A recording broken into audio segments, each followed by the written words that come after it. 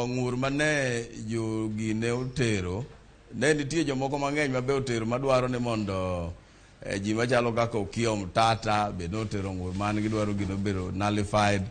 Presidential candidate mabe yada not high court omiyo thuolo ni mondo ringi to nyinge okokete ballot paper be odhi e court dwaro ni case no bed nullified. Nitie youth mabe odhi e court mabe dwaro ni case no bed nullified. Gin gi dwaro mopogore opogore. To dwaro maduong' mar petition mar Raila Odinga giwacho ni kura no kwal. Ne nitie jomoko ba computer margi kodhi oyudi to yudo magi computer mane nitie. To joma be giwacho no wa Venezuela.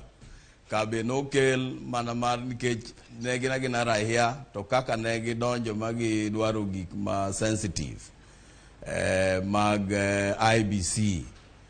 Koro gidwaro petition no dwaro ni mokwongo Raila Odinga be declared president. Ko kamano to oyud ni yiero ne okotimore maber mondo ji odoge yiero kendo. To mano be gidwaro ni mondo koyud ni Chebukati kata chairman mar Electoral Commission nyocho timo gimiluongo na abuse of office kata chayo komo beteno, onego bed ni timo ne investigation itere court. Koro kata kapo ni nitie election mabiro mitimo bang' ma to kik bed ni Chebukati